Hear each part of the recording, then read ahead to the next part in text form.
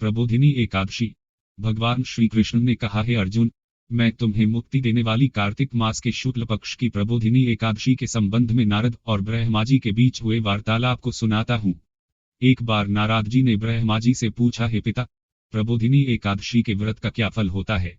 आप कृपा करके मुझे यह सब विस्तार पूर्वक बताएं। ब्रह्मा जी बोले, हे पुत्र, जिस वस्तु का त्रिलोक में मिलना दुष्कर है, वह वस्तु भी कार्तिक मास के शुक्ल पक्ष की प्रबोधिनी एकादशी के व्रत से मिल जाती है। इस व्रत के प्रभाव से पूर्व जन्म के किए हुए अनेक बुरे कर्म क्षण भर में नष्ट हो जाते हैं। हे पुत्र, जो मनुष्य श्रद्धा पूर्वक इस दिन थोड़ा भी पुण्य करते हैं, उनका वह पुण्य पर्वत के समान अटल हो जाता है। उनके पितृ विष्णु लोक में जाते हैं। ब्रह्म हत्या आदि महान पाप भी प्रबोधिनी एकादशी के दिन रात्रि को जागरण करने से नष्ट हो जाते हैं। हे नारद, मनुष्य को भगवान की प्रसन्नता के लिए कार्तिक मास की इस एकादशी का व्रत अवश्य करना चाहिए। जो मनुष्य इस एकादशी व्रत को करता है, वह धनवान, योगी, तपस्वी तथा इंद्रियों को जीतने वाला होता है, क्योंकि एकादशी भगवान विष्णु को अत्यंत प्रिय है। इस एकादशी के दिन जो मनुष्य भगवान की प्राप्ति के लिए दान, तप, होम, यज्ञ, भगवान नाम जप भी परम यज्ञ है। यज्ञाना जप यज्ञोऽस्मि, यज्ञों में जप यज्ञ मेरा ही स्वरूप है, श्रीमद् भगवद गीता आदि करते हैं, उन्हें अक्षय पुण्य मिलता है। इसलिए हे नारद, तुमको भी विधिपूर्वक विष्णु भगवान की पूजा करनी चाहिए। इस एकादशी के दिन मनुष्य को ब्रह्म मुहूर्त में उठकर व्रत का संकल्प लेना चाहिए और पूजा करनी चाहिए। रात्रि को भगवान के समीप गीत, नृत्य, कथा कीर्तन करते हुए रात्रि व्यतीत करनी चाहिए। प्रबोधिनी एकादशी के दिन पुष्प, अगर, धूप आदि से भगवान की आराधना करनी चाहिए। भगवान को अर्घ्य देना चाहिए।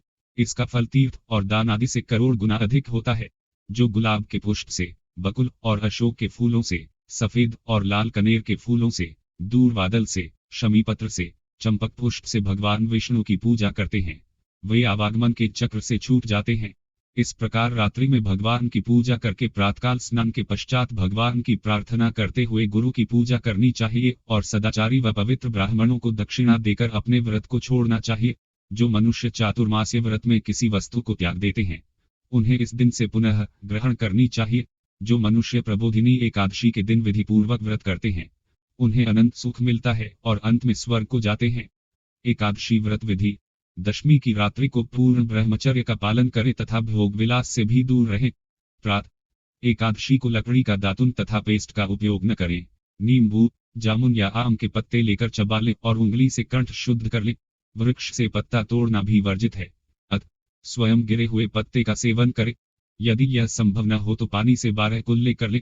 फिर स्नान आदि कर मंदिर में जाकर गीता पाठ करें या पुरोहित आदि से श्रवण करें। प्रभु के सामने इस प्रकार प्रण करना चाहिए कि आज मैं चोर, पाखंडी और दुराचारी मनुष्य से बात नहीं करूंगा और न ही किसी का दिल दुखाऊंगा और ब्राह्मण आदि को फलाहार व अन्न आदि देकर प्रसन्न करूंगा। रात्रि को जागरण कर कीर्तन करूंगा। मुझ नमो भगवते वासुदेवाय इस 12 अक्षर मंत्र अथवा गुरु मंत्र का जाप करूंगा। राम, कृष्ण, नारायण इत्यादि विष्णु सहस्रनाम को कंठ का भूषण बनाऊंगा। ऐसी प्रतिज्ञा करके श्री विष्णु भगवान का स्मरण कर प्रार्थना करें कि हे त्रिलोकपति, मेरी लाज आपके हाथ है, अतः मुझे इस प्रण को पूरा करने की शक्ति प्रदान करें। ओम जप, शास्त्र पठन, कीर्तन, रात्रि जागरण एकादशी व्रत में विशेष लाभ पहुंचाते हैं। एकादशी के दिन अशुद्ध द्रव्य से बने पेय न पिए। कोल्ड ड्रिंक्स, एसिड आदि डाले हुए फलों के डिब्बा बंद रस को न पिए। 2 बार भोजन न करें। आइसक्रीम व तली हुई चीजें न खाएं। फल अथवा घर में निकाला हुआ फल का रस अथवा थोड़े दूध या जल पर रहना विशेष लाभदायक है। व्रत के दशमी, एकादशी और द्वादशी इन 3 दिनों में कांसे के बर्तन, मांस, प्याज, लहसुन, मसूर, उड़द, चने, कोदो, एक प्रकार का धान, शाक, शहद, तेल और अत्यंबुपान अधिक जल का सेवन, इनका सेवन न करें। व्रत के पहले दिन दशमी को और दूसरे दिन द्वादशी को हविष्यान्न जौ, गेहूं, मूंग, सेंधा नमक, काली मिर्च, शर्करा और गोघृत आदि का एक बार भोजन करें।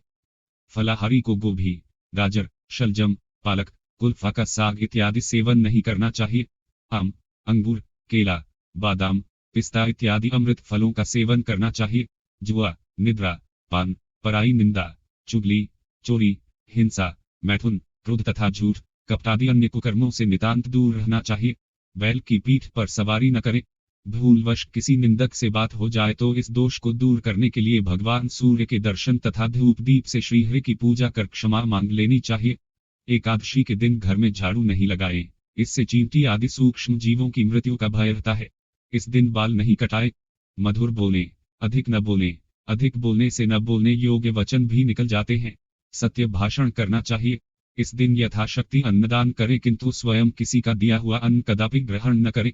प्रत्येक वस्तु प्रभु को भोग लगाकर तथा तुलसी दल छोड़कर ग्रहण करनी चाहिए।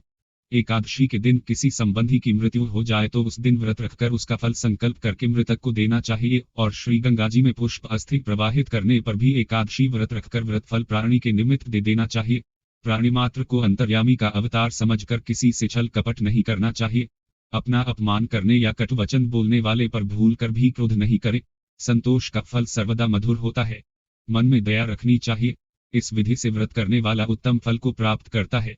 द्वादशी के दिन ब्राह्मणों को मिष्टान्न, दक्षिण आदि से प्रसन्न कर उनकी परिक्रमा कर लेनी चाहिए। व्रत खोलने की विधि।